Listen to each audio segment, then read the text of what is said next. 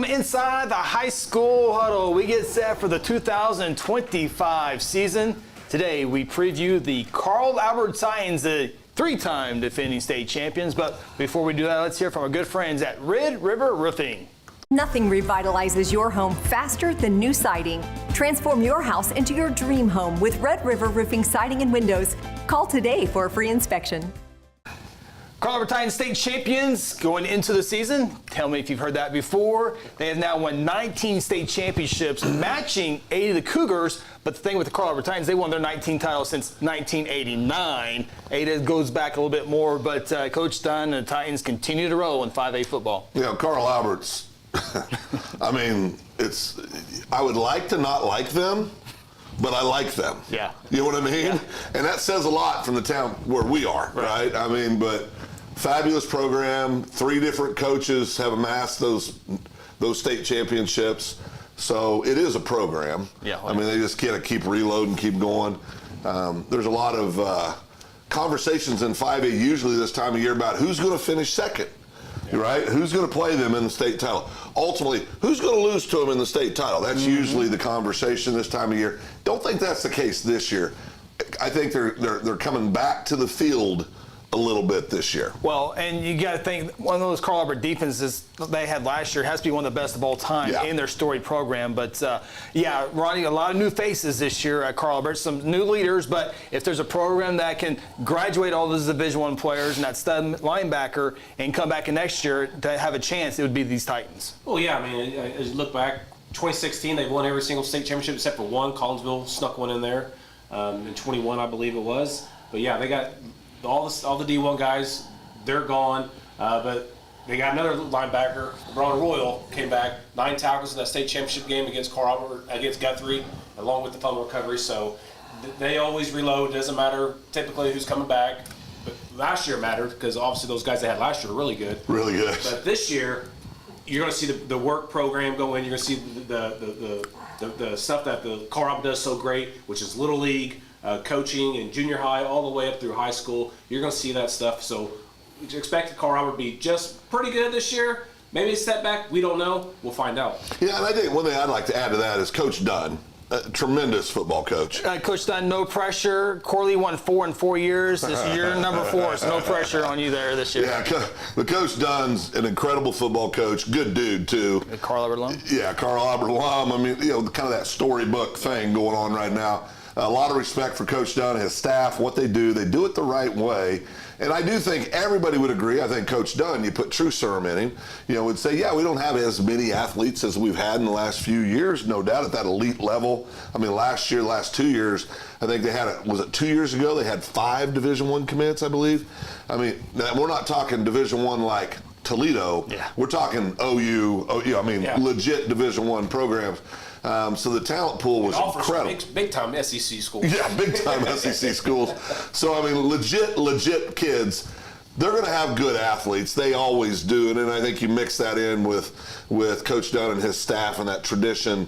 You know, yeah, I think they're coming back to the field a little bit. That doesn't mean I think they're not going to win another state title. They're the favorite going in. That's right. They're the favorite going in. That's right. 53 points is what they gave up last year in 14 ball games. Crazy. They have to come down a little bit. There's no way you can do that. Yeah, that might mean they give up 78 points this year, right? But I do think they're going to come back. A little bit, They're going to come back to the field a little bit. And so they have won 36 straight games in their district, which is one of the top ones over the last couple of decades in the state. There's been some years you can have some arguments with other districts in there, but their schedule, and we're getting ready to look at here in a second, they always play a good non-district schedule, always have, and they haven't always gone 13-0, 14-0 throughout the years. And well, rarely. Yeah. Rarely. I mean, they've won multiple state titles over the years. Yeah. And Coach, I just went blank, Rose? The legend, Coach Rose, Gary Rose, he never had an undefeated team that won a state title. Did he have one toward the end? No, that won a state title. Never had an undefeated team that won a state title, I believe. You can fact check me on that, but I think that's right. You know, and I remember some years, I think one year he won with 4 or 5 losses. Yeah. I mean, so they also have a tendency to get better when it matters, right? Yeah. They kind of peak at the right time, which you can take that back to great coaching, getting the kids ready.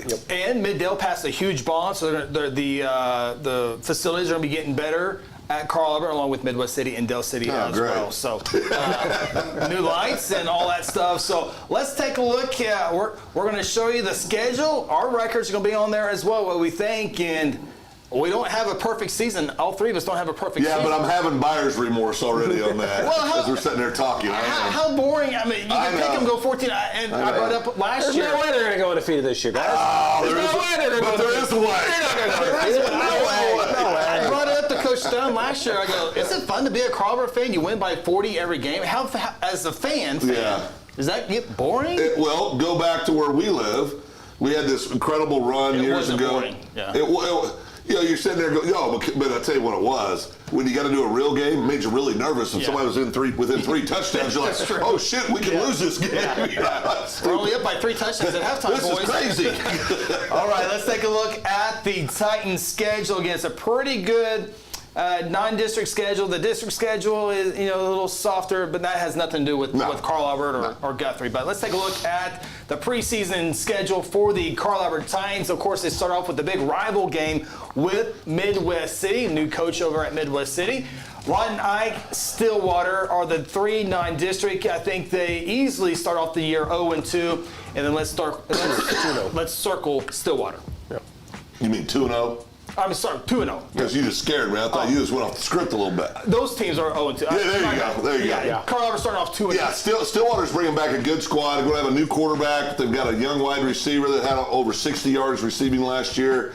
6A programs, whether it's 6A2, 6A1, what usually looks different are the big boys up front, right? That's usually what looks different and what is different. I think Stillwater's going to be a really good team in 6A2. I think because Carl Albert's coming back a little bit, they don't have those 3 or 4 the stud athletes that can just go flat get it. I have Stillwater catching them early and beating them.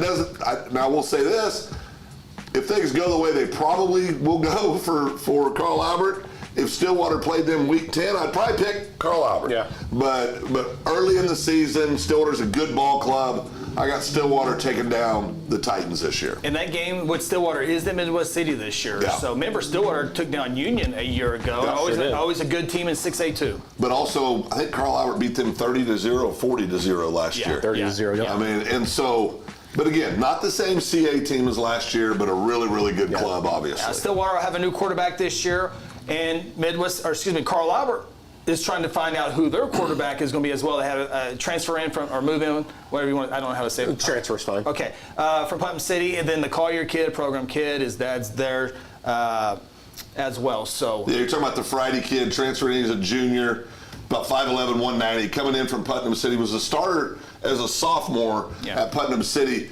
He's coming in. Nobody knows yet who's going to be under center. Putnam City and Carl Albert. No, you can't compare. But what you can say is he got 10 starts. Game experience. 10 starts as a sophomore, and that matters. You're going to have some nice running backs and some nice receivers to help that quarterback, whoever it is, go into the system. And Carl Albert has always had great offensive and defensive lines. Bo Davis is returning too at tight end, and he's a good ball player. Yeah. Very good ball player. Yeah. So, of course, the big game also week 9 again this year with the Guthrie Blue Jays, a rematch of last year's state championship. The first time those two programs had played in the postseason, and Carl Albert easily won that at UCO. Yeah, and we'll be breaking down the Blue Jays here in a little bit, but so we won't go into real in depth. I will say this: I think even last year was a different deal, but even historically when Guthrie's down and Carl Albert was at their peak, they're great ball games. Yeah. I mean, it's a rivalry game. It's a game where there's a lot of respect between the two clubs, the two coaching staffs. I think the Guthrie fans, you don't want to beat anybody worse than you want to beat Carl Albert. It's just hard to beat Carl Albert. There was a time 10 years ago, 12 years ago, where the shoe was on the other foot, and Carl Albert couldn't find a way to consistently beat Guthrie. But as of late, boy, it's been dominated by 36 wins in a row in district play for Carl Albert, so that's pretty good. That's pretty good. That's pretty good. Going back to 2019 when they lost to 37, Piedmont. 38, 39, 40, 41. 41 going into Guthrie. Yeah, 41 going into Guthrie. And I think they'll make it 42 against Guthrie, although I think it's going to be a great ball game. And then you get into Altus, so that would be 43. Yeah. What they're going for. So. Dadgummit, does this mean we think Carl Albert's going to win another state title? Find out. Oh, goodness. Didn't anybody pick Piedmont to beat Carl Albert a couple of years ago? I know I did. A couple years, that was 2019. Okay. Yeah, that was That was pre-COVID, Chris. And we had a guy who was on the show there that said he'd eat his hat if Carl Albert lost to him. It was still waiting on that. All right. We'll see how the Carl Albert Titans. It'll be another fun season. I'm sure it'll be another deep run. Oh, yeah. For the Titans. They are once again the favorite in Class 5A. Don't be sure to check out the High School Huddle live show every Wednesday night, 6 o'clock for the entire football season. This way out all the way to the end of December when we're at UCO. 6 o'clock on YouTube, youtube.com/High School Huddle, our new page. Be sure to check us out. Good luck to the Carl Albert Titans this year. This has been the High School Huddle.